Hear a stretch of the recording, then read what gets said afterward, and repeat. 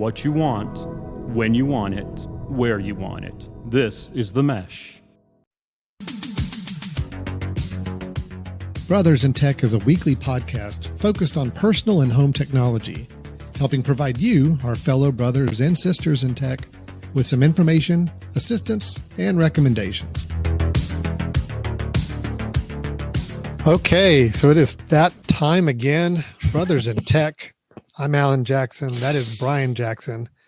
And it's our one time a week we get together and we talk technology. And Brian, I don't know about you. I've had a little bit of a week already. I'll get into that a little bit later. So this time we get together and talk, just geek out on home and family and personal technology is actually kind of it's a nice little shining moment for me each week. Wow. It has nothing to do with you. It's because of me. Oh, it's the topic. No, it's the topic that I'm really into. I could be doing this with anybody. The only reason I'm doing it with you is because we thought of the name Brothers in Tech as a cool name for a show. I'm like, well, now I'm kind of stuck. You only have one option. I only have one brother, and so I guess that's it. So anyway, how you doing, Brian? On that note, as I set you up, I'm so good about myself right now. Yeah, how are you doing? Okay, so the way I'm going to look at this as a positive is you said you could do this with anyone. You didn't say that it would be better with anyone else. No, so I'm going to say that I'm equally as good. I'm equally as good to be doing this with as anyone else, and I'm okay with that. That's actually a step up from where I felt like I was in your view. So sure, let's go with that. Okay, let's let that be what's on record. Sure. Thank you. Yeah, I'm sure there's no one else that could be better than you on this show. Yeah, there's a lot of air quotes I was using for our audio listeners at that point. All right, we get our little spiteful banter out of the way. That's our typical thing to start with, but that's not why we're here today to talk.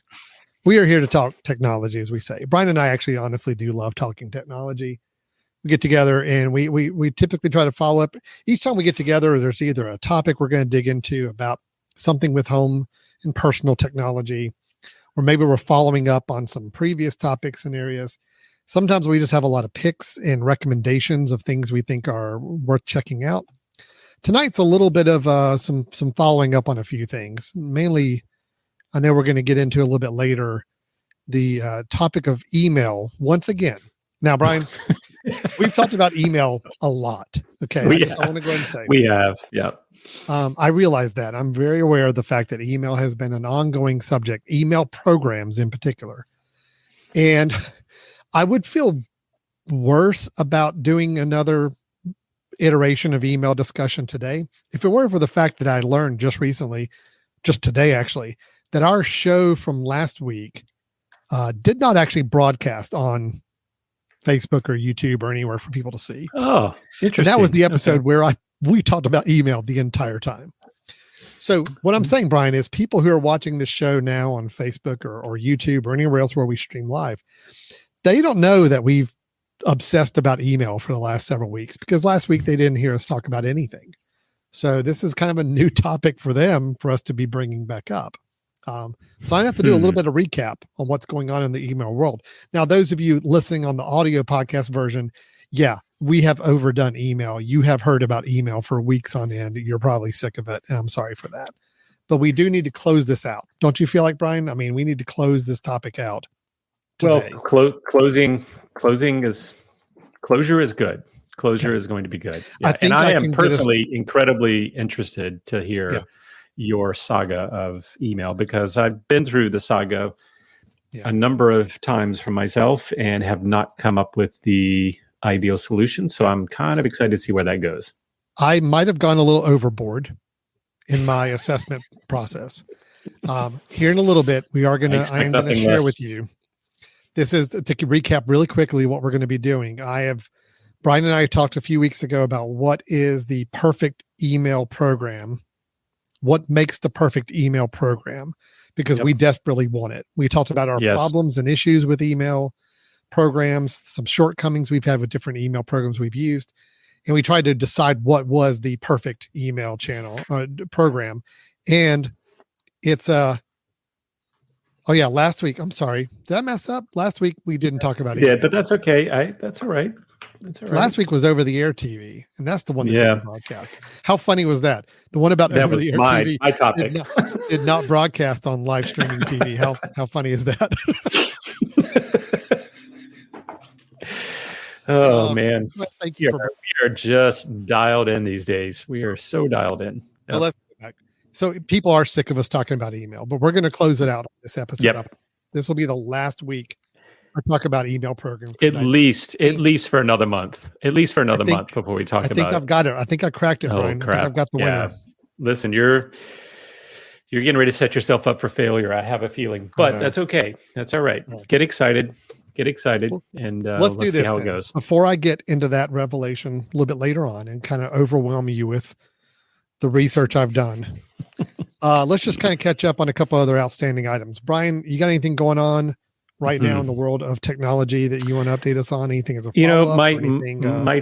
My tech world right now is a little bit boring. Unfortunately, I don't have a whole lot of new going on. I will say I was kind of excited. I was about a day away from saying that I would make today an unboxing day where I was going to unbox something kind of cool, which is totally out of yours and my realm, which I thought would have been kind of interesting. And it ended up, I got it today, and I'm not really ready to do a full unboxing, but I actually have a Samsung Galaxy S23, the brand new Galaxy, not for myself. This is for research that I'm doing, but I thought, you know what? I haven't really played with high-end Samsung phones before. See what they do, what it's like, what the Android world is like right now. So I thought that'd be kind of cool since we are so Mac-centric on this show. So maybe next week or one of the future weeks, we'll have a little review of the new Galaxy S23. So here's what I would be interested in, Brian, knowing that you and I are active iPhone users, iOS, for years. I would be honestly curious to hear your kind of a 1 week in experience with a Galaxy phone. With the Android operating system, with just differences, likes, what things maybe you like better, or there's some things that are going to be problematic. I'd be really curious about that, because we can become so jaded with the phones that we're used to, for sure, mobile devices. I'd love to hear your thoughts on that. I think that'd be that's the plan. I will say, unfortunately, it's not a phone that's going to have a plan on it, so I won't be using it as a normal person would. We're doing some research with it, but just to get an idea of navigation, use, speed, handling. You'll be able to connect to your Wi-Fi network. Oh yeah, yep. So I mean, you're going to use it how 95% of people use their phones anyway. It's not as an actual phone; it is as a communication device. So let's check. So anyway, that's not going to happen today, which is fine because I'm geeked out and interested in the email discussion. The other thing I will do a quick update on, because I remember my drama from a few weeks ago, which was losing my car keys, right? The key fob. Oh, right. And I was going through the entire process of figuring out what are my options, how much is it going to cost, what's the process like. So let me give you just a quick update on that. It's just in case other people get in this scenario in the future. So just a reminder, I lost my car keys, never found them. I had a tile on them that told me they were in a general location, but never found them. So I was stuck in a position where I had to get a new key fob, and my car is one. I think it's a 2010. It's one that only works if you have the fob in the car, and there is no physical key. So it is a push button start. So that means that fob is incredibly important to be able to get in as well as to start the car. So, my initial attempt at calling the dealership to say, what are my options? Pretty much from the dealership's perspective, you only have one option. That was tow the car to us and pay us, $650 to get a brand new key fob. The key fob itself, I think, is maybe $250. And then just a quick note out, key fob was $250. The coding of it, I think, was, I don't know, maybe another $150 to $200. No, $200. It was $200 to do the coding process, so labor. And then there was another $150 to cut the what I call the valet key. I think they call kind of the emergency key that's stuck into it, that if I need to be able to pull it out. So it's going to be $600 and something plus getting it towed to the dealership. So of course I'm thinking, okay, that stinks, and I'm having to panic and figure out when I'm going to do that. And then I started reading around a little bit and found out that locksmiths can actually do this. I kind of felt like maybe this was the dealership's way of getting locksmiths out of the equation, but turns out no, that locksmiths can actually recode a key fob for you. And after doing some research, found out that there are aftermarket key fobs that look exactly like the key fob that you had. So I ended up going with a locksmith that came to the car. So they drove out to the car and did it as a mobile install, and it took about 45 minutes. The total there was $400 instead of $6 something. So saved a couple $100. Plus, I didn't have to tow it. I didn't have to tow it. Which the towing would have been even more expensive too, right? It could have been, yeah. I think AAA might have helped, but at the same time, for most people, towing would have been a brutal effect, right? You came out better in that situation overall. Came out better. Now, the key fob itself it looks the same for the most part. It doesn't have the logo on it, so you can tell it's kind of an aftermarket thing. Yeah, sure. But it functions the same. Functions the same way. Just be aware, they do need to recode, and the reason why even people from a locksmith's perspective still have to charge you quite a bit is that to recode it means that they have to go to the dealership and purchase a code for your car. So they're actually going and purchasing a new code that they then create a code, and get this new fob kind of dialed into that new code. So there still is security. I think some people, me included, wondered, well, wait a minute, if a locksmith can go and just recode your fob for you, what's to stop someone who's an ex-locksmith, going and recoding things? But they actually have to go and purchase a new code. What I didn't ask is, could I get another one down the road? So let's say in 6 months I go, you know what, I would like to have a second one.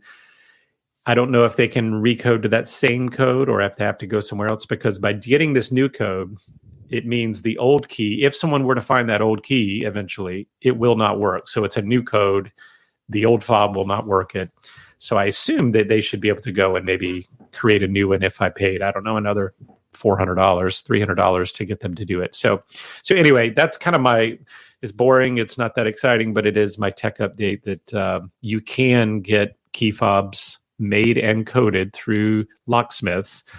I will say, make sure the locksmith is totally upfront with you about when they say this is the same key that you had before. Make sure you confirm, is this a aftermarket version of that key, or is this a dealership or a one by that particular car manufacturer, right? The OEM, I think they call it OEM, the original equipment. But so there are ways of saving money with that, and especially with an older used car, I wasn't going to go spend a lot of money knowing that I don't know how much longer I'll have this car. Maybe another 2 or 3 years. So anyway, so that is doable, and that's how the process works. They can do it on site. You don't have to go to the dealership. But I imagine the dealership probably also comes with some other things, some warranty and all that stuff. But if you got a used car and you're just needing to get a new key fob, you can do that with a locksmith. So, and why we didn't do an entire episode on key fobs is beyond me, because we've had enough information to share about key fobs. Yeah, exactly. I've got more. I've got more I can share if you want. But really? That's okay. We want to do a dedicated episode, schedule one out in a few weeks on just key fobs. The technology I can do the research. Key fobs. I can do the research. Yeah. Well, Brian, I'm glad that it's come along a little better than you expected. I hate you had to go through that process to begin with. Maybe if you just kept your hands on your keys. Maybe. I am now looking at AirTags, and I think I mentioned that before. Yeah. That the tile showed its weaknesses, which is that There's not enough. No one around has a tile up, then it's not going to be very accurate. The air tags will be my future move, and I'm currently in the process of trying to get some of those. But so we'll see. I think I'm going to go with air tags. I think I've a tile on my keychain, and your experience has now kind of made me think, all right, this is probably I probably need to swap this out. So good call on that. Agreed. Yeah. Speaking of swapping out. Oh, this will be new to any of our video watchers because this was in the mystery lost episode last week that did not go to video. The over-the-air TV episode that the only way you could have watched it would have been possibly over-the-air TV. I mentioned last week to audio listeners that had a little issue with I purchased a new camera. This is a work camera for projects I'm working on. Got a documentary I'm working on here soon, and I needed a camera that was going to be a very high professional level that I could use for this. And ordered it, had it shipped to my home because I knew I was going to be home that day. And it's one where they require a signature. So I wanted to make sure I was going to be there in person. So I scheduled it for the day to arrive, and it did. And as I mentioned last week on the show, I opened the box up. It was kind of an odd packaging box to begin with. It was a cardboard box, and then you open it up, and there's a lot of loose open space in the box and a smaller box on the inside, which was the actual packaging of the camera.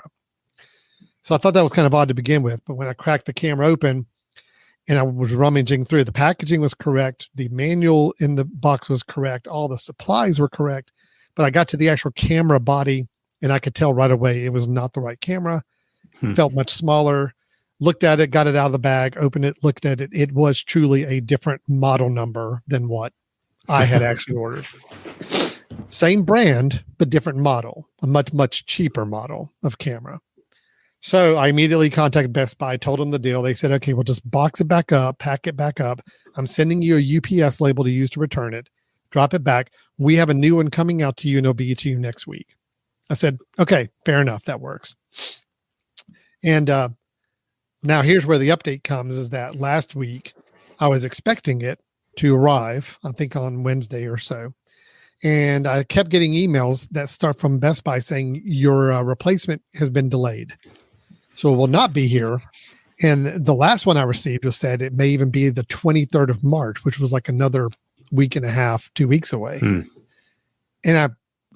And I noticed a phrase in there that was kind of interesting. It said, our investigations department is still processing this. I'm like, all right, here we go. This is what's happening they're questioning you. Yep. There is a well-known scam supposedly, especially with cameras.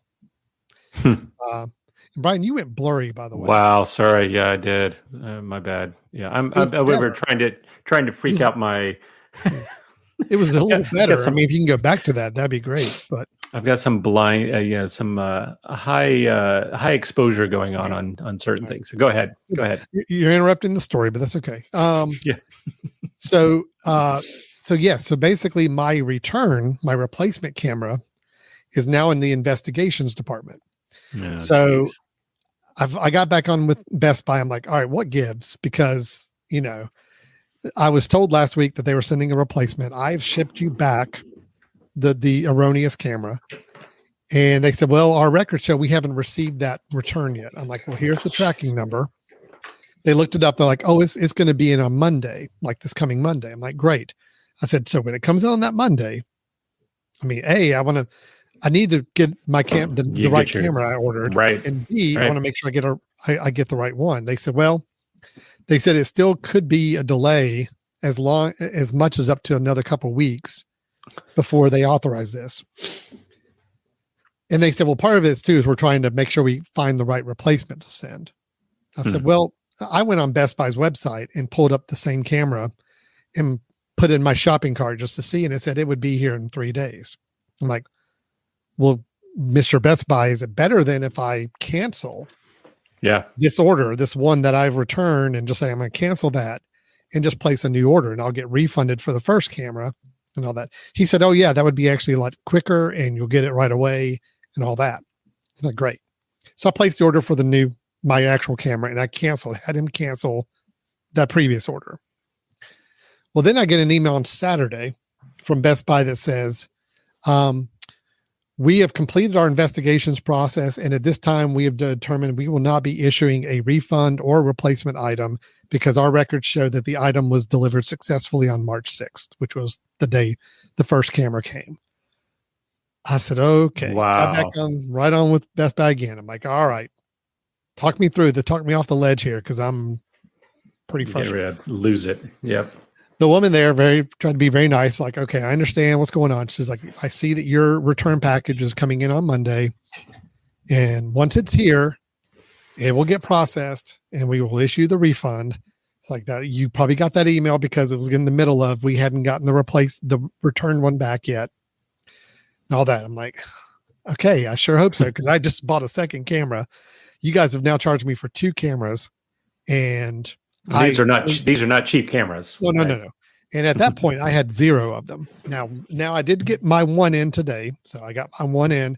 I actually videotaped myself opening it to make sure. Yeah, I had somebody in the office video me opening it up, showing that it was the right camera. I'm like, okay, good call. Because I did not want to take any chances if it was another wrong one that I was going to get screwed over on this thing. So here's the deal, Brian. There is a scam out there. We've done research on it. With camera bodies, people are buying expensive ones, claiming when Best Buy sends it to them that they sent the wrong one, and they're returning a lesser brand one they purchased and keeping the more expensive one. And then Best Buy will then send them the real camera, and now they've got 2 of those. I could see that. Yeah, I could see that. So they got 2 for the price. Especially shady people like you. I mean, I could see people really thinking in that. I told him, I'm like, is my picture hanging up in a Best Buy showroom is do not sell to this person or something. But it is, and it seems to be very common with camera bodies. And I can see why, because so many of these camera bodies, somebody could buy one and, you may get sent to you a one version back that may look identical with one letter of the model number off, but maybe that's $1,000 difference on the camera. And not everybody is paying attention to it and returning it. So that seems to be something going around. So my word of wisdom to people, if you're buying cameras or any kind of equipment gear, please make sure if it's something expensive, I would even recommend getting a videotaping yourself opening the box, unboxing it, and showing it that what model you got, because then you have proof that you were sent the wrong one. Unfortunately, I got potential blame placed on me, saying that maybe I was being considered the one that caused the scam, even though I was the recipient of that same scam from a previous order. So, word of wisdom to everybody, seems to be most prominent with camera bodies, but I can imagine laptops probably would have the same situation. If somebody bought a really high-end processor laptop, but it looks exactly the same, and swap it out with somebody a lower tier laptop, they can get away the same way. So, that's a really good kind of educational piece. Yeah. And just on a side, can you tell me, like, how cool is it to have 2 of those cameras now, though? Shh. I mean, how awesome is it that your documentaries are not going to have 2 of these things going? Anybody from Best Buy listening, I just no, seriously, I have one. I just have one. I'm there for a while. I had 0. I'm kidding. Yeah, they sent a Panasonic GH5, which still a good Panasonic Lumix GH5. Mine's a Panasonic Lumix S1H. And I mean, they look similar. They're both Panasonics. They're both the Lumix brand of Panasonic, but definitely a smaller body camera. And looking it up online, still a good quality camera, but a much lower quality camera. Significant difference. Yeah. So, okay. Word of wisdom to everybody. Brian's good call with Best Buy again. So, okay, Brian, can we move on to our? Oh, please. I am on the edge of my seat, looking for your research process into the email clients. So here's what I did. I just as a background really quickly, email is extremely important to me. It is the primary vehicle for my communications during my work and personal life. And I do so much work on email during the day. And nothing irks me more than an email program that does not work the way I'd really like it to work, or makes it more complicated for me to handle my email. So going through programs, I realized that the programs I've tried the last couple of years, I've tried the Apple Mail built-in program and had limitations on it. I've tried Spark. I have tried Canary Mail most recently is the one I was using. Every single one of them I've had issues with, but I needed to quantify exactly what my issues were and how widespread issues were with any of these. So here's what I did. God. Oh, tell me there's a spreadsheet. Tell me there's a spreadsheet. Yes. This is the email. I love it. Email showdown spreadsheet. Okay. Wow. I had, how many is this? 13 email clients. Holy crap. Tried out and tested. Yes. Okay. I didn't even know there were that many out there, but there are 13 different email clients for my Mac computer was the basis of my evaluation. I needed to know that there was an iOS version of the application, but I did not evaluate it on the iOS side because honestly, my needs on iOS are a lot less, are not as needy as they are on my Mac desktop version. If my Mac desktop version is good, I'll be fine with the iOS version I've got. I'm not too concerned about that. Okay. So this is all based on my Mac platform. Okay. I went through, these are all the functions that you and I came up with in our episode a couple weeks ago of things that were critical to us. Now, the only one I did not include was Exchange directory interaction because I don't use any Exchange directories. Yeah. Right. So, and I went through and tested all of these apps, installing them, trying them out. I added at least 2 accounts, mail accounts to each one of these apps and tried it. Now, I will go ahead and tell you there's 3 at the end here that I did not get very far on because I hated them with a passion. So, the minute I started using them, there were issues. Postbox, Mailtrim, and Blue Mail. 2 of them I'd never even heard of, but made it somewhere on a list of somebody's best Mac apps or best Mac email apps. Probably the developer themselves made that. I'm sure. Yep. So I installed them, and within minutes, I'm like, no, I can't use these. Okay. So those 3 are pretty much gone. What I ended up, Brian, with, and I'll show you, this is actually the version I'm now working with. So what you have is everything that is orange shaded means no, it did not have that function or feature. Okay. So as I've moved further right, you can see that I went ahead and just X'd out all 3 of those apps at the end. Yep. Not going to have them. Not going to use them. And across here, this is Spark 2.0, the version I had used traditionally, and it had 2 things missing that I felt like were kind of issue. And then I didn't highlight it, but the snoozing had the big bug issue that I was dealing with on snooze. So that kind of kicked it out of contention for me. Spark 3.0 went through another pace with that. It not having a side-by-side layout for email is the biggest issue for me. That seems to be the new trend that email programs are starting to dabble with, is this idea of not giving you a side-by-side view, but just giving you your list of emails. And when you click on an email, that email takes over a full screen. So you don't have a list on one side and your email preview on the other. I don't like that side by side. So that kicked out Spark 3.0, the newest version for me. Okay. And plus, it didn't have templates that it did for email templates either. As I moved over, Newton Mail is one I tried. It also it's gone away from the side by side layout to that same singular pane layout like Spark 3, which again kicked it out for me. I couldn't work with it. Outlook was okay, but templates was the big issue for Outlook. They let you do some templates, but it's really clumsy, very, very awkward to do. And the templates that it lets you do, like email templates, it's just the body of the email. It's not things like the to or carbon copy field. Or subject line, all those things. It's just the body of the text. I'm like, well, it's not quite enough for me. Another thing with Outlook is I have a couple of accounts, email accounts, where I have aliases. So I have my work address at Jackson Creative. I have a alias to that at Jackson Insight. It's the same email per account, but I have 2 different email addresses I can use with that account. I needed 2 different signatures for those two email accounts. And Outlook would not do that either. Also, Outlook doesn't color code your email accounts if you have multiple email accounts, which I thought was odd. So all that together, I just said, okay, that's 3 strikes for that. It's not quite working out.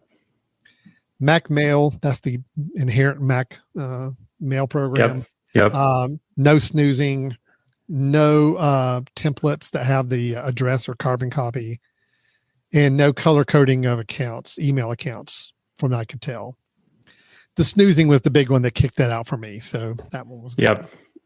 Okay. Now we're getting to the interesting ones here. So Edison Mail is one that you and I talked about. You had kind of mentioned it, and we found it, and we got excited about it.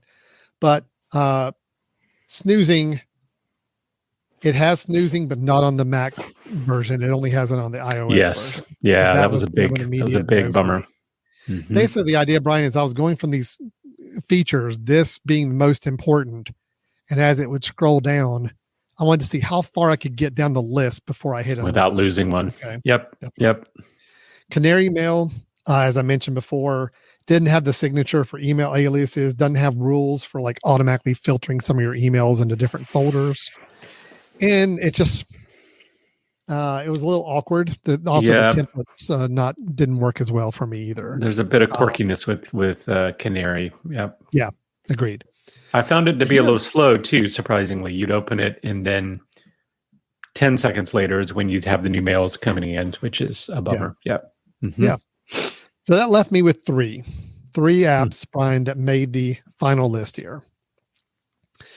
Airmail, Polymail, and Missive. Now, there's no Polymail or Missive at all. I don't know either one of those. So here's the interesting thing about it. Polymail and Missive are a form of email programs that are really ultimately designed to work for a team. Okay. The idea is that if you have multiple people in a team or group that you're using the same email program, there are additional features that you can enjoy being part of a team email client environment.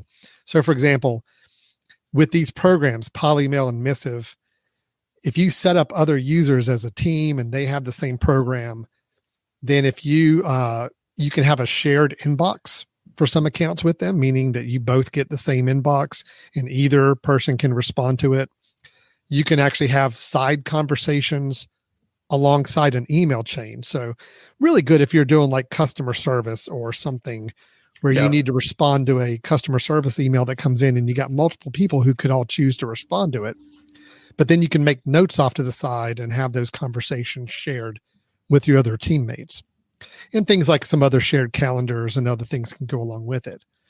Now that's of no real need to me. I do not need a team-based email client. I work in a small team. We already have communication tools that we use for inside our group. So I just needed for email. However, Airmail is the one that is still meant for an individual. It's a standard email client. I will admit it had the most good stuff going on with it. Okay.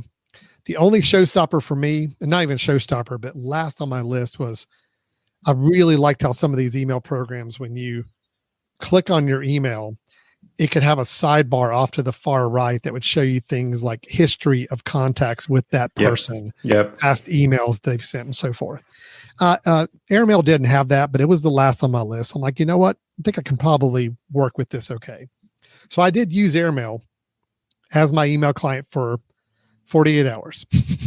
And it is the one I would have recommended. And I was all ready to recommend until a couple of days ago, because it had the most that was pretty promising for it. Let me show you Airmail. See if I can get this up. Yeah, it's been quite a while since I've used Airmail. Yeah. So this is Airmail. It's a nice looking, is a nice looking program. Okay. I like it in general. It's, got my multiple accounts in it. It's color coded of emails. I mean, it just works kind of how you expect it to. Has some nice. So by the color code, you got the red and the blue bar over there, right? Okay. To identify which account of my accounts I'm in here in. But what I experienced with Airmail, and the reason why I'm not going to be recommending it, is it's quirky. It has some bugs, and those bugs seem to be well known in the online community. Looking at App Store reviews, looking at other chatter online, there tend to be a lot of people with bug issues with Airmail. And I encountered, even just in 2 days, a couple little quirky just formatting issues and things that just didn't always line up right or look right on screen. Yep. And reading about it, it's like, people are saying there's a lot of support issues, especially in the last several months with latest updates they've put out. So I also looked on their website from a support standpoint, and you know how you can document, like whenever you make an update to, you kind of have a change log of anything that's happened whenever you make updates to your program.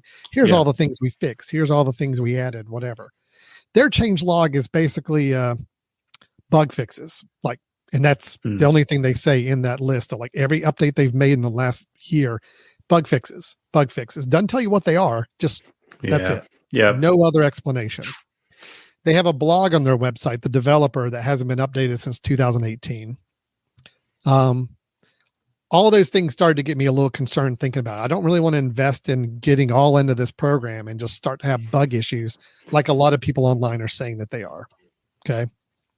Now, Airmail, all three of these that are in contention are paid email apps. We'll go ahead and lay that out there. That was, unfortunately, I said on the conversation that, I'd be willing to pay a little bit per month if it's the perfect email program for me. Yep. So Airmail is $4.99 a month for the Mac version, and also $4.99 a month for the iOS version. So you're going to spend $10 a month. Okay. I opted not to go with Airmails. I've still got it installed, but I've not continued. I'm not actually initiated a full subscription at this point because of the support issues I'm being concerned about. That's the main thing. Everything else about it's pretty good. Yeah. But it's the concern about support, and there's just enough little quirky things were happening within a short period of time for me to say, this feels like it could be problematic for me.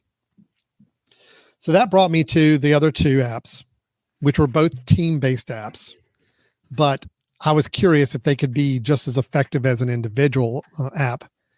And again, the two are left are Polymail and Missive.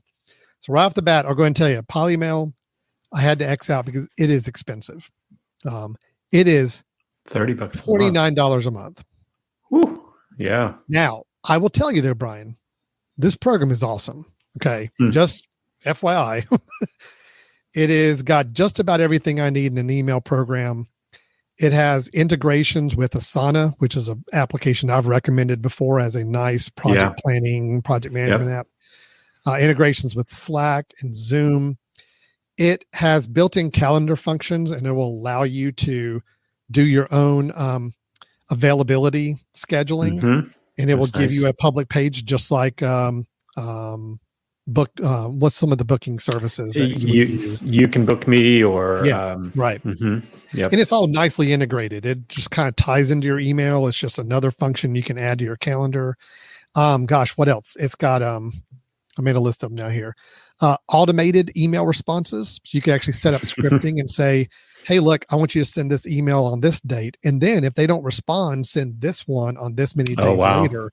That's nice. It is really cool. I loved it.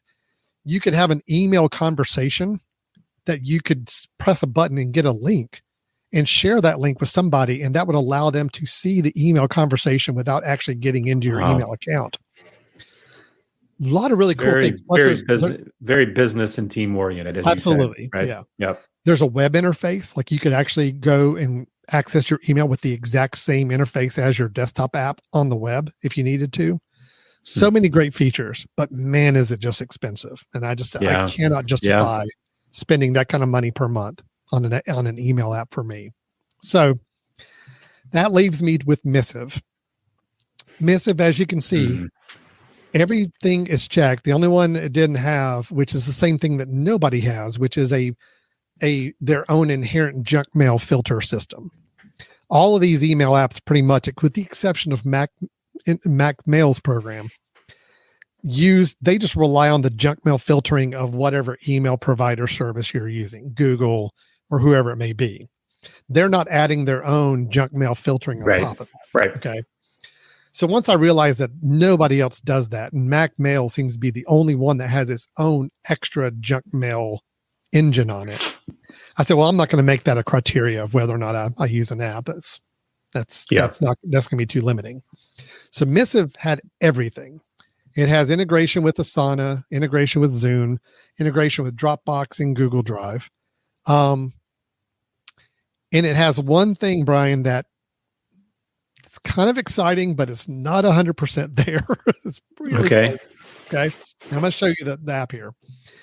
This is a paid app, and it is still pricey. It's $18 a month. Okay.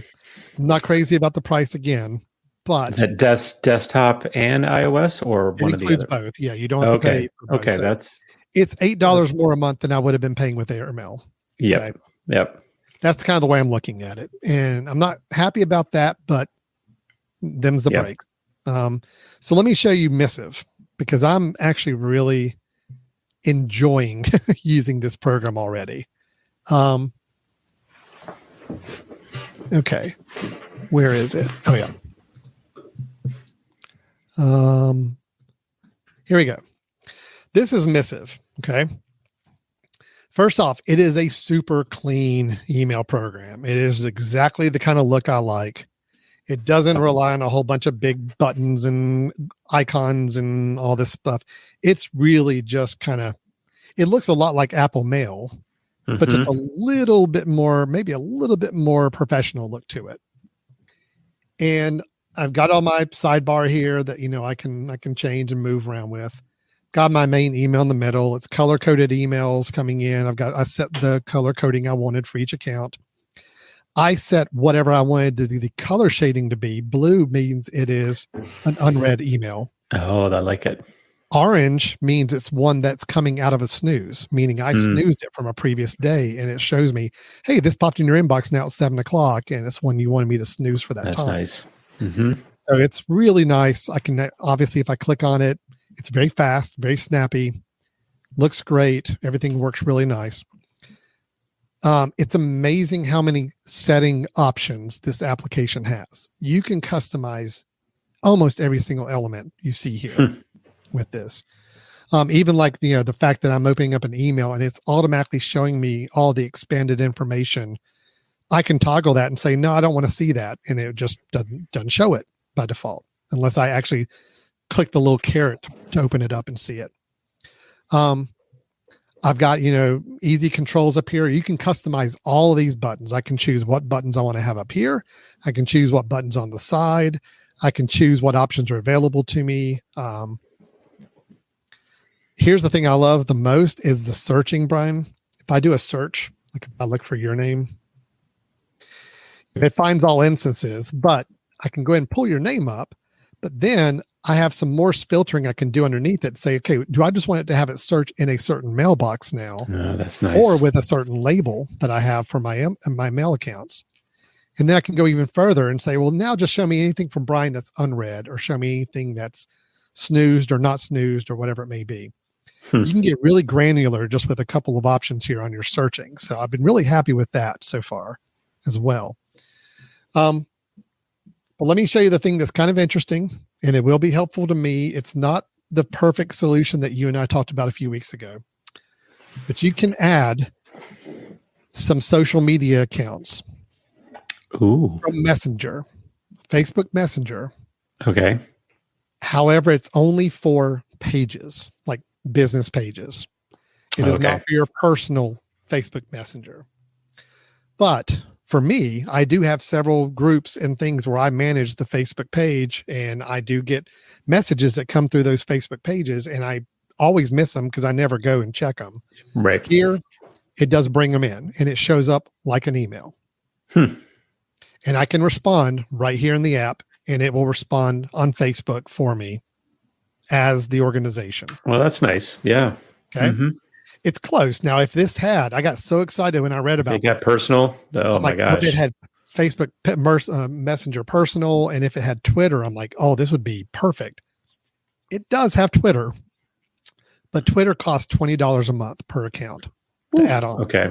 And now I actually read a blog post by the developer about it. He's like, yeah, that sucks, but that's what Twitter cost for us to tap into its API and allow us to do messaging outside of the Twitter app. It's $20 a month per account. So if you want it, you can pay the $20 and you could stay in this app and respond to Twitter messages and so forth here.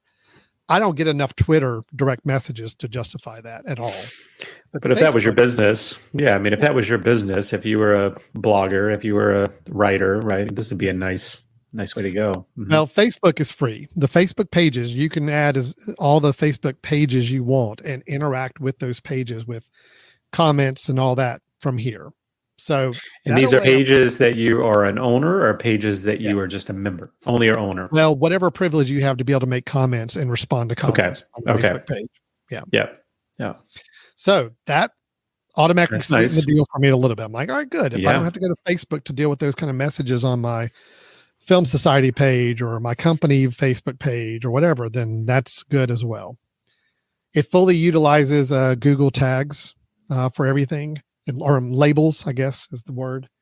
So I can get very, very customized here about what I want to see on my sidebar. I got all the email labels for all the different accounts. Let's see. And it's not showing you here they are. Yeah. So all the different labels I can apply to any emails, and I can actually choose what I want to pin on the sidebar here as different tags I want to keep in the forefront, because they go right there under labels.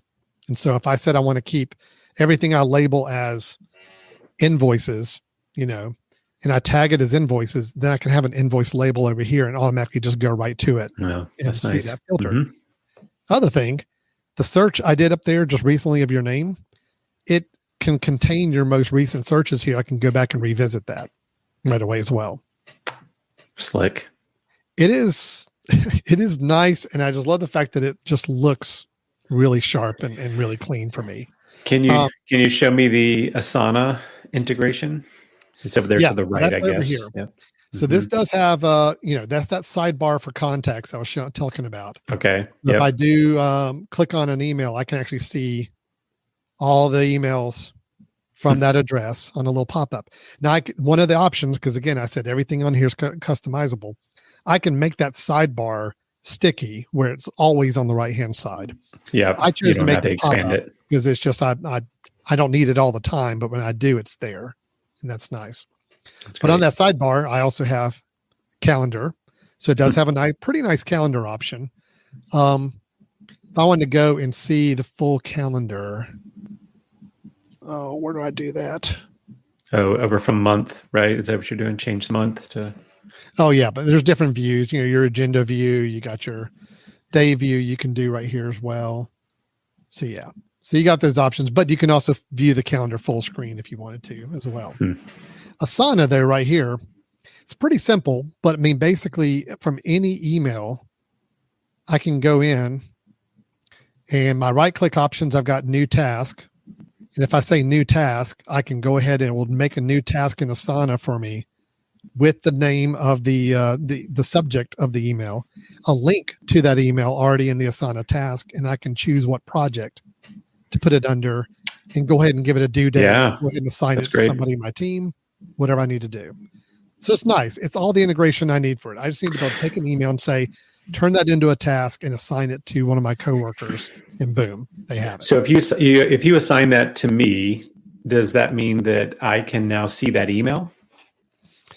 I think so, because it's actually sending you to a web link, the actual web address link for that. Yeah. That's slick.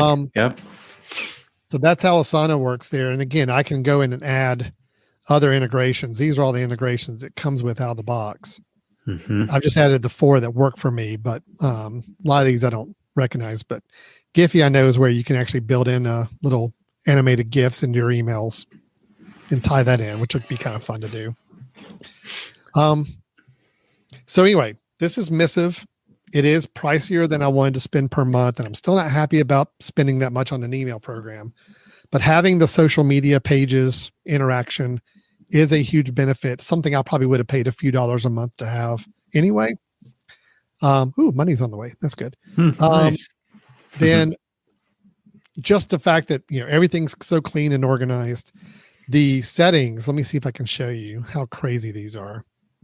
So this is my settings panel, and it's like every panel in here. I mean, every option for what you want to have happen with anything you do on any email and any kind of configuring is here. So obviously swipes, you can create the swipes to be as you want them on desktop as well, to snooze, to Yep. Here's the funny thing about the swipes. I mean, you want to talk about granular customization. Oh, geez. On your swipes, I can control like what level of swipe to do for the two different options. Because what I noticed is I was swiping, and it's like too many times I was accidentally deleting instead of archiving. So I went in and I'm like, oh, I can just move that to here. And now I really have to move it all the way across to delete to get a full. Yep. Mm-hmm. Yep. Wow. My snoozes, I can get super granular with those. Shortcuts, you can assign your own keyboard shortcuts on just about everything you want to have happen. Yep. Shortcuts are key. Notifications, I can see for every type of notification. You can design it desktop and mobile. Jeez, that's great. Let's see. Composer is where you can kind of create, design how your email is going to look when you send it out. Now, signatures, I've got signatures are attached at the account level. So there's all my accounts, and I can go in and see the signature. And I do have the option of, if I have an account with multiple addresses, I can change the signature for each address, just like that, and have it saved there. So again, checking all the boxes for me. Rules. Okay, this is kind of crazy. So these are all different rules I've created to not only filter email that's coming in the inbox and what I want to do with it. Like, do I want to, let's see, for example here. Yeah. These are like 4 different subjects of emails. If any one of these come through, I wanted you to add this label and put it in this category. And then I'm going to have it remove it from the actual inbox. So that way it doesn't stow up there as well. I have the color code. To color code the accounts, I had to actually go in and tell it to do it as a rule. But I'm okay with that because I can actually be very, very specific with it. So I want anytime an email comes into this account to automatically set that conversation. That's what they call their emails, is conversations. Set that conversation color to whatever color I want. And then I could also do other things with it in addition to that. But I said, no, I just want it to color code it. So I created a color code for each one of my accounts that way. But I can also have rules that apply on outgoing messages, or like when I send something out, I can have it trigger an action as well. And then the last thing I was going to show you was, where were the, somewhere's my templates. Oh, you know what? Maybe I don't think they're actually in here. If I were to go and say I want to create a new email, and I know you're not seeing this because it popped up in a new window. I want to see how I can do it. Let me see if I can respond to this. I'm trying to see if I can do it in the same window so you can see. Let me quickly just share this. The full screen. There we go. So now if I go in, there's a button down here at the bottom for inserting responses. These are my responses, and I can craft any number of them and have them on call ready to use. But if I wanted a certain template, I can actually customize what account it's going to come from, who I want it to go to, or who I want it to carbon copy, or who I want it to blind carbon copy. Go ahead and have a subject line in there. Go ahead and have a formatted text, exactly what I want. And I've saved that as a response. And now if I just double click on it, it would drop in that format of that response for me into this email with the addresses I've already got plugged in and everything. And go back to your templates again, real quick. Mm-hmm. So if you click on one of them, let's see. Yep. Yeah, and then as you went down to the bottom a minute ago, there was some. Oh, we can edit. Yep. So you can actually tell it, put that person's first name or something in there. Yep. You have the merge fields. Good. There you go. Yep. Yep. So you can make it say first name of that person if you have it. And And it says when inserting a response, you can even have it ask you to confirm the value before you send out that email, just to make sure it doesn't automatically populate it with something wrong. Or say, no, just go ahead and, as long as it's got something to populate, go ahead and send it. You can get very, very granular with these, with everything on the responses, which I like. Yep. So great. All it is just, knowing you just got to pop up a button and choose the response and then insert it, and it's in there. Ready to go. Wow. I think that's everything. Okay, tell me real quick though. What's the private comment versus an email? That's where the whole team thing comes in. If you're in a team with that person. Yeah. Yep. Okay. Well, or with anybody. If I wanted to assign somebody, I can add a user. Okay. But it tells me I'm alone in my company. But if there was, I could invite somebody into this email conversation. They would then be able to see the emails that I add them to. And then we can have a comment chain of text comments about this email. About the email. Off to the side. That's the one thing about this app that I'm not crazy about, is that, you kind of have to overlook all the little team elements that just don't apply to us. I mean, luckily enough, they're easy enough to hide. Yeah. But you are constantly kind of reminded that there are team elements that it would really like for you to use Teams with multiple people. But it's pretty clear even on their marketing website that, hey, this is designed for teams, but it works just as good for anybody individually on their own. The little Zoom integration button there was to add a Zoom to a Zoom link. Yep. You could say add a meeting Zoom. It's already connected to my Zoom account. So if I say add the Zoom, it actually pops up a window, lets me put in all the parameters, time, start time, about that. And once I hit it, it's embedded that link into the email, and it's already created the event on my Zoom. So wow, super. I know I just feel like I'm just kind of making a sales pitch for this app, but I'm just having so much fun using it. Like here, it's even showing me I've started a draft on this one, and I can, work with it however I need to. Every email, I can customize what buttons are down here at the bottom. So if I want to do my Asana task from here, I can click that. So many options, so much configuration, which is great. The big thing, though, that I know I talked about airmail and just choosing not to use airmail because of my concerns about support. Yeah. I will say Missive is a newer app. It is a port from Windows. So it was Windows first, and they ported a version to Mac, it appears. And it's a little obvious sometimes, even like the settings. It's not the typical, but up in the Mac menu, you pull down to go to preferences or settings. You got to go down here, and it's this whole pop-up window, which is a little not Mac OS style. Well, it's definitely more iOS style. Yeah. Right. I mean, it's iOS still pleasing. It still works for me. It's just, I can tell it's a little bit more of a, hey, we had a Windows version and now we've glossed it up into a Mac version. Still has some things that carry over from that Windows port.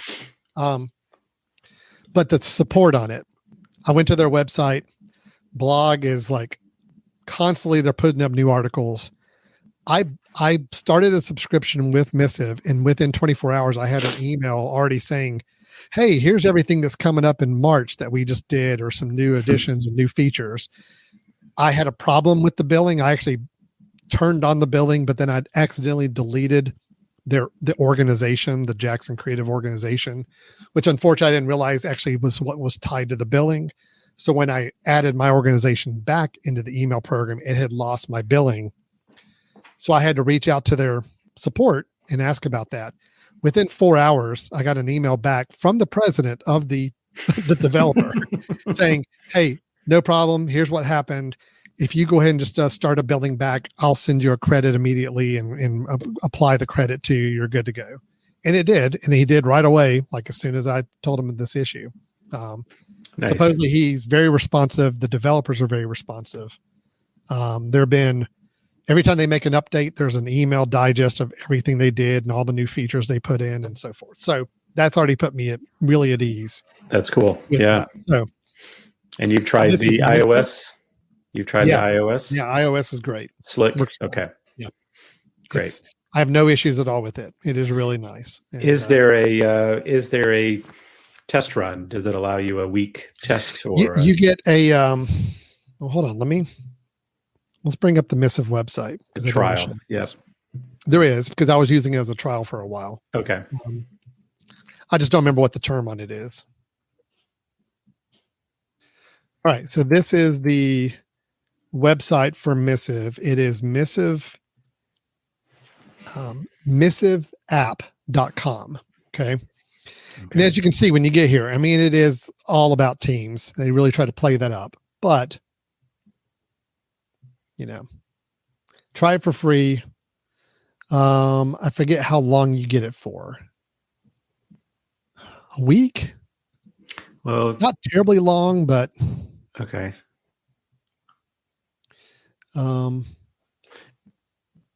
Maybe if you go up to pricing, does it give you kind of the timeline? So yeah, let's talk about the pricing on this. Okay, so technically, all right, I should mention this. This is a good point.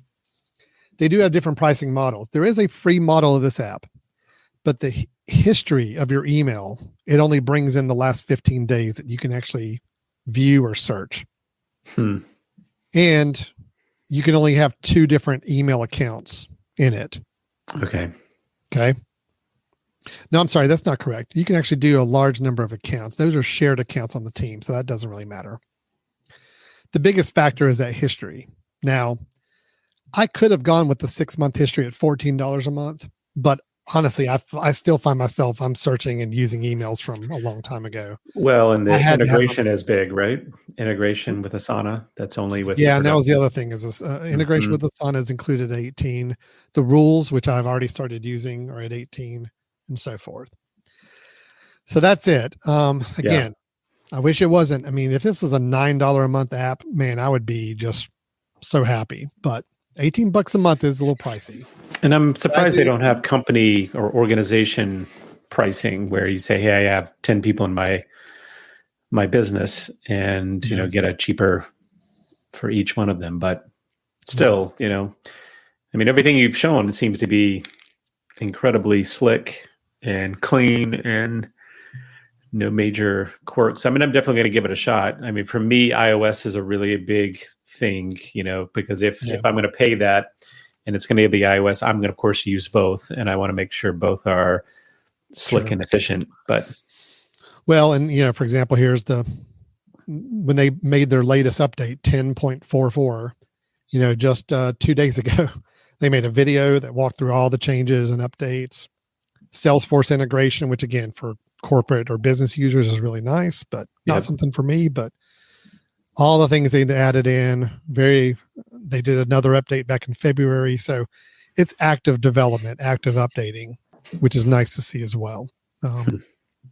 Wow. So yeah, that's exciting. Brian, I actually enjoyed using, email today. Wow. With this app.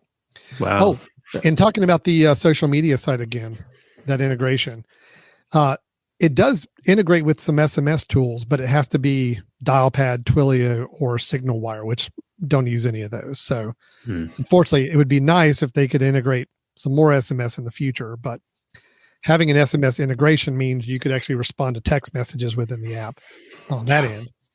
WhatsApp is integrated if you're a WhatsApp user. Facebook Messenger for businesses. That's kind of the key word there, unfortunately. Instagram also for businesses. Twitter, but again, this is what costs additional money. But I mean, the Twitter integration looks nice. It's like just responding to a Twitter message right away. Got to be so nice. That's pretty cool. That's pretty cool. I am very happy. Good. I'm starting a GoFundMe though. If anybody would like to help co-opt my $18 a month email habit. Well, I was going to chime in when you mentioned pay and remind people, we've talked about paid versus unpaid apps in the past. And the problem with email is that there are really solid free apps, right? Apple Mail, right? Outlook, all of these things are very, very solid apps. But as we've shown, I think they all purposely keep a few key features off because they're not paid apps, and they basically leave an industry for the paid app folks. And But the beauty of paying is that you do then have kind of the right to being asked for quality things, and you expect them to update. And if they don't update, they lose you as a paid member. And so I think there's some benefits a lot of times for doing paid. And of course, they're not going to be integrating any ads or anything into your email, because they're not trying to pay for your service in other ways. Well, and on that note, Brian, there is a button inside the Missive app under the help menu for feature request. And they're keeping a running interactive poll for the users to mark up any features or add a new feature request that they could consider. To me, I always love it when I see that a developer is doing this, because that means they want to get feedback from the audience, the users, and the ones that are getting the most traction are the ones they're probably going to try to prioritize if they can. So, people are saying they really would like to apply rules to emails retroactively, meaning if an email is already in your inbox, but you want to go and apply a rule to it after it's already been arrived, they want to be able to do that. They want to be able to have more analytics and reporting off of email response time and so forth. So I put in mine, one click unsubscribe. This app doesn't have that one button unsubscribe from like a mail list, which would be nice. A lot of people want that. So I love seeing this and kind of knowing it's an interactive community of people using it. And it's a developer that seems to be pretty responsive on things. So hopefully there'll be a few of these things added before too long as well. Okay. So two quick questions on my need list. I can't remember. Did you say this did or did not have a focused email or a focused inbox? No, it does not. There's not a focused email. That was a nice wish list item for me, not a have to have. So it did not. I've gotten very used to that with Outlook, but so it just sounds like what you need to do is you'd have to go in and be granular with your rules, to say there's a second inbox that everything goes here for me to read later. Okay. Dark mode. It supports dark mode, I assume. Yeah. With all those features, I can imagine it wouldn't, but let me just make sure about that. Appearance. Oh yeah. Here I am. Yep. So if I go, I actually have several options. I can do auto, light, or dark, or I can just have a dark sidebar. So if I'd want sidebar to be dark, but the rest of it to be light, I could do that. Okay. But it will do a full, automatic light or dark mode based on your. Yeah. There's the dark mode. Nice on that. Mm-hmm. Okay. That's good. And the highlights still show up, and that's good. Mm-hmm. What else you got?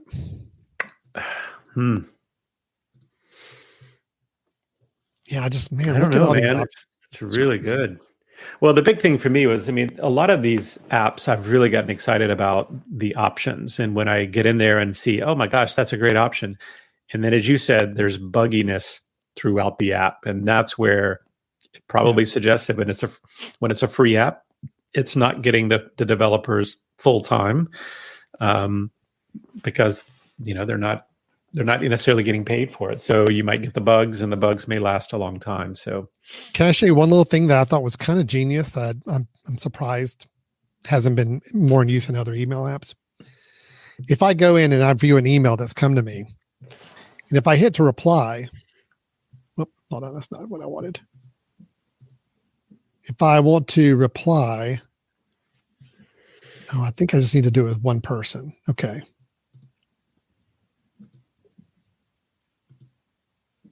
Oh, no, it's under the forward. That's what it is. If I forward it to somebody, I have the option of forwarding in this conversation, meaning I basically am taking this exact email and just forwarding it.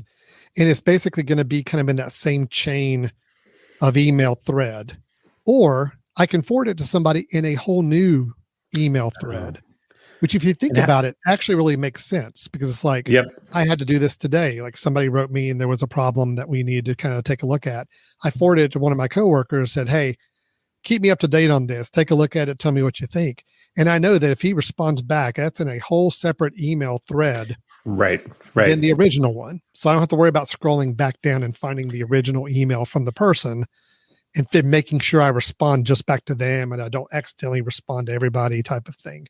It's just a little nuance like that. But I'm like, oh yeah, that actually does make sense the more I think about it. That's really nice. Because a normal forward would be outside of that conversation, right? So really the unique element there is that you could actually include them in this conversation. That's right. Yeah. So then when they respond to that, they're responding to everybody. Is that what that would do? Or is it just you for your view? Is it just you viewing? If I forward in I've got a new window that pops up and I can forward it to anybody and it does not have any of the other people. Okay. In the initial email. So really this is about your view of that. If I say forward it in this conversation, it's still not forwarding it to like the people that were in the original email. I'm forwarding it to somebody, but the difference is that when they respond, it's going to be responded within this chain. If I say, keep it in this conversation. Got it. So when I go and scroll down here, I can visually you'll see it. Yeah. I'll be able to see my coworker's response in this chain scrolling through, as opposed to it being another conversation in my inbox starting. Yeah. Which there are cases where that makes sense and I want to have that. So.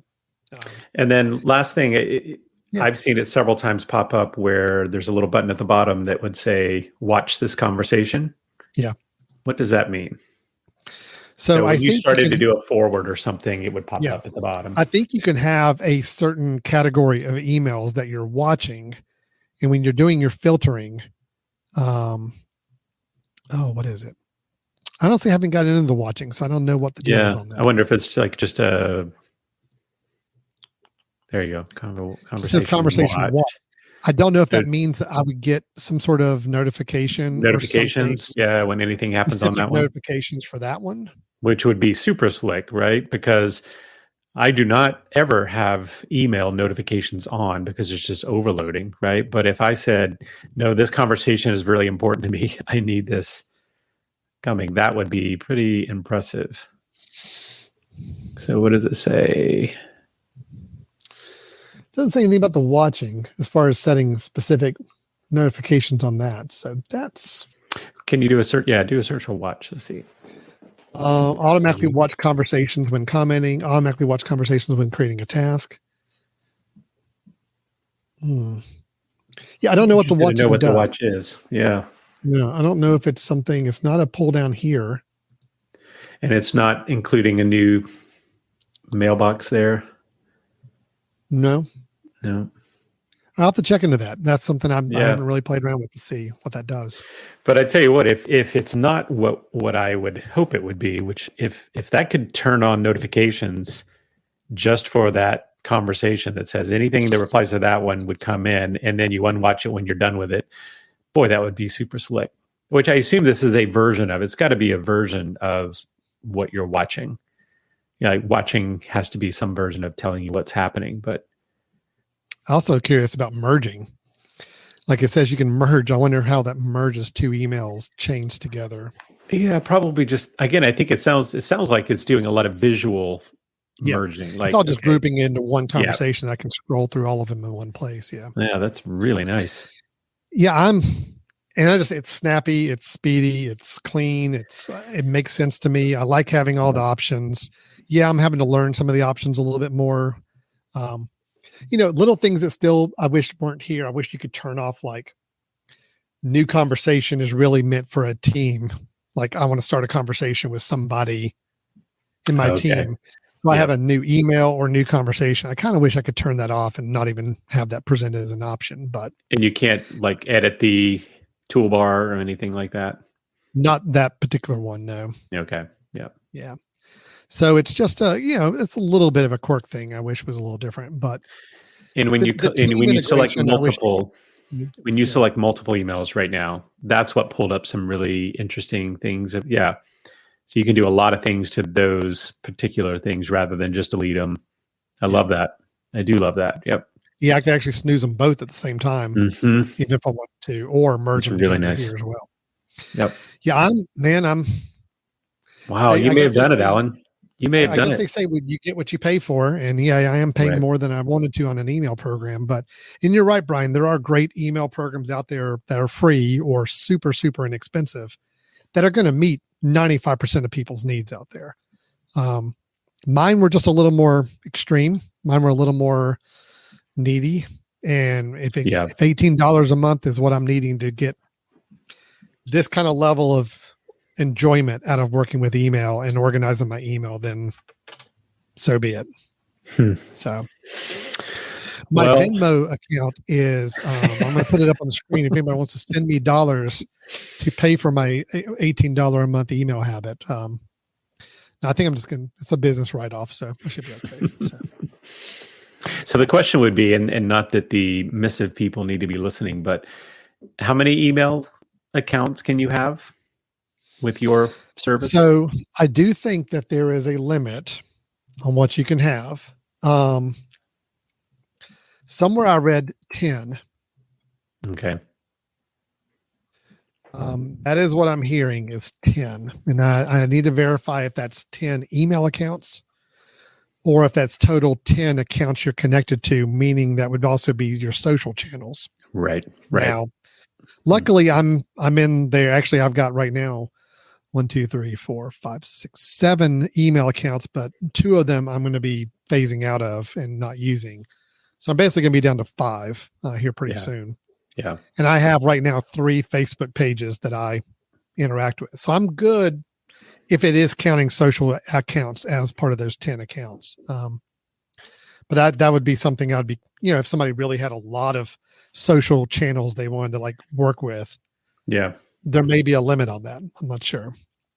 But I'm also thinking if you had, a husband and wife that together only had about 7 accounts and they didn't mind seeing each other's, and each person pulled up on their desktop and just hid the ones that aren't theirs, and the other person hid, and they were basically utilizing all these features, but the only downside is that you'd have access to their emails if you wanted to. But, because that price that's a hit, you know how I am about recurring fees, and I don't like to pay for monthly fees on something, especially when there's other options. But I'm with you. Email is so vitally important to me, and it is so frustrating when it doesn't do what I want it to do. That to me, it may be worth that, $18 or $14 a month, maybe in my case. But what you I'm certainly going to give it a shot. You could definitely hold on. I'm trying to plug in a cable here. I mean, you can absolutely start with the free plan, knowing that you're only going to have 15 days of emails you can go backwards on. Sure. But hook up. And by the way, that does not delete my old emails because my old emails are on the server, right? It's just what I'm using to search there. They say in the documentation is just hiding it from you. So I just won't be able to see it on this app, but I can go to another app and still see it. It's a little bit of a pain in that I tried it for a little bit before I signed on for the paid, and you could do a search and it will show you that there's an email down there that is one you probably are looking for. And if you click on it, it's like a little message just comes up, says, sorry, you can't see it. Pay to get it. Which pay more and you can get this. Yeah. But that's why I ended up with Brian. So I'm happy with my process. I'm happy with the analysis I went through. I installed and uninstalled so many apps over a 3-day period, but I feel happy with going through that checklist of features you and I came up with and saying, all right, well, so far I know what it has to have. So now here we are. I'm very happy with this app. So, well, I'm gonna give it a shot, and I'm gonna give the iOS a shot, which to me is really there's several quirks that I have about iOS apps. Of, you remember I told you one-handed use and all of that it's just going to take some hands-on experience to try to see if you can do that. Like selecting multiple messages, can you do that with one finger, or do you have to go and reach across and say, click, select, then go? So a lot of little things that I'll need to figure out. But that one may get you right away. Yeah, because I'm on the mobile app right now, which I'll just show this. It is nice. It's pretty very slick. Clean interface. Looks good. It has a swiping in it that you can customize. Okay. But if I click and hold on a message, it pops up a big menu of things I can do. And the menu includes select or something. Now, one big thing that I have is if select could be one of the swipe options, I'm also okay with that. It's like, oh, swipe, now I'm selecting, now I can select multiple. But there, and it does sound like they have a ton of settings that can be tweaked. So I would certainly want to dig in and try to figure out if it could be a workaround. But there's so many on the iOS version too. So we really would need to kind of play around with it and see what it would do. But that I don't know. Yeah, your iOS use is a little different than mine. So I tend to mine's much more sophisticated, right? Mm-hmm. Sure. That's the word I was going to use. Yeah. All right. Well, cool. Well, I'm done. Wow. We just went an hour and 20 minutes. Hour and 20 minutes with email again, right? So bravo. Well, we're officially done. I am done. I am invested. I have paid my first month. This is it. So this even is if I end up hating it 6 months down the road, we are doing email revisited to try to see is Missive still being paid for or not. Yeah, that'd be a good question. We'll certainly would be anxious to see about that. All right. There you go. Email is done. The winner is in. Missive. Missive is the winner. Congratulations, Alan. That was an ordeal. Yeah. That's really cool.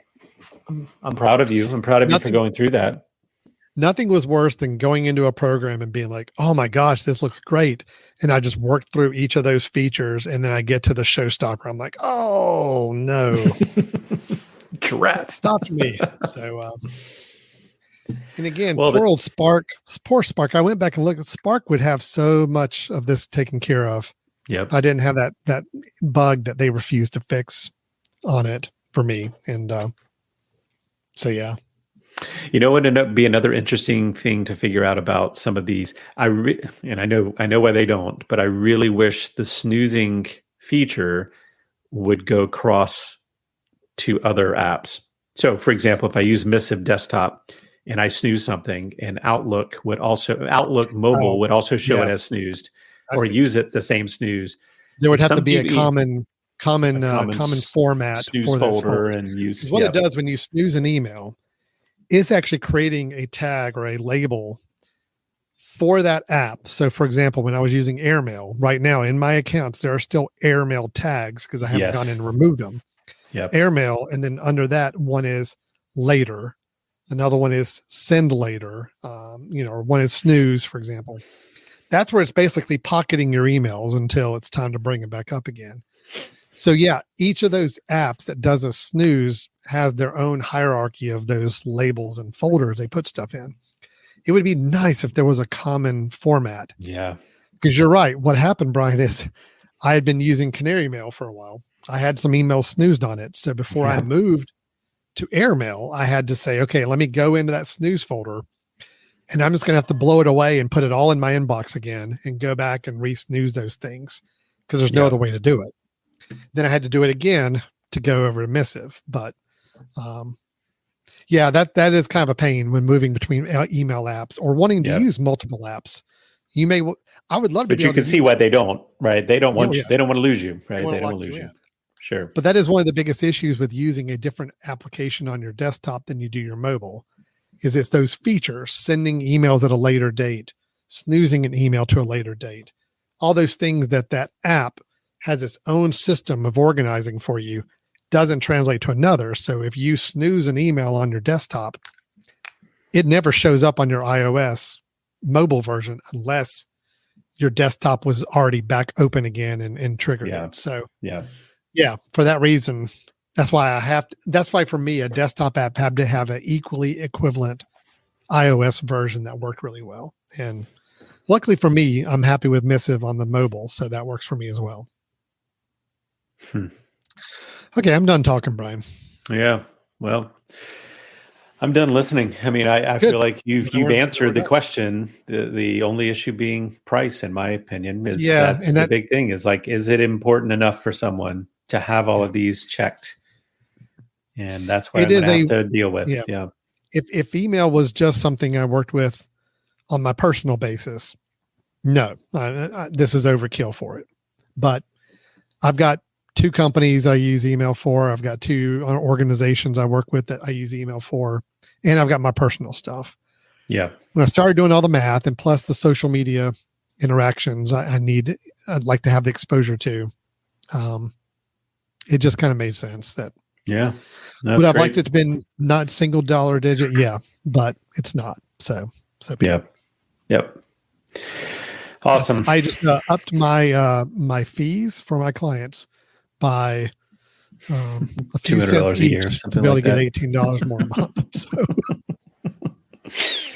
But you know what? Their service they're going to get from you is going to be so much cleaner, and your attitude's going to be better because you're not frustrated as much. And I'll tell you what, though, some of those features on that Polymail I was telling you about, automated email responses and scheduling those out, man, I could use that, but it just was not worth another $11 a month. Yeah. Jeez. Yeah. That's where it got a little crazy. So, wow. Okay, Brian. Ooh. Okay. Well, I think you've done your job. You've done your job. You can take the next one off if you want. Perfect. I'm going to plan for you to have the topic next week because I talked out in the last few weeks. But thanks everybody for enduring our email showdown over the last several weeks. It's been a healthy exercise for me. I don't know if it was healthy for anybody watching or listening, but if it at least made you think about some of the things that you would depend on email to do or you'd like for your email to do. Obviously, I showed you I had how many applications I tried out. A lot, over a dozen. There's a lot out there, and there's a lot of options that are not across each of them. So hopefully this gave you a little bit of insight, maybe to help you do your own research on what would be your ideal email platform going forward. So awesome. Okay, we're going to go ahead and wrap it up then.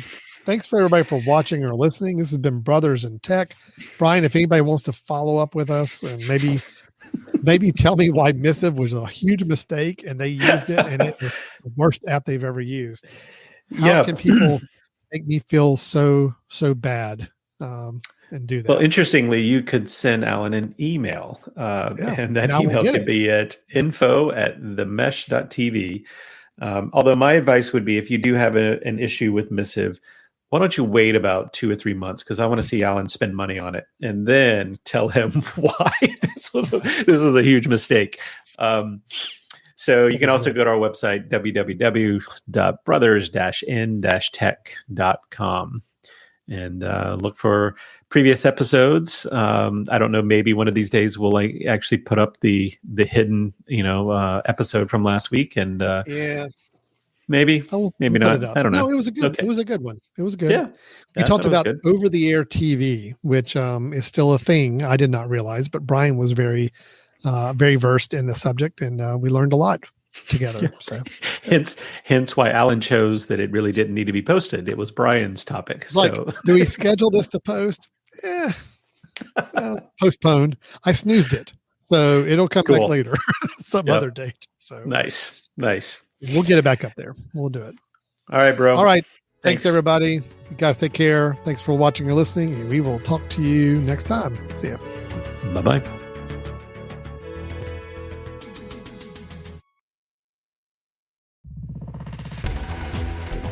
You've been listening to The Mesh, an online media network of shows and programs ranging from business to arts, sports to entertainment, music to community. All programs are available on the website as well as through iTunes and YouTube. Check us out online at themesh.tv. Discover other network shows and give us feedback on what you just heard.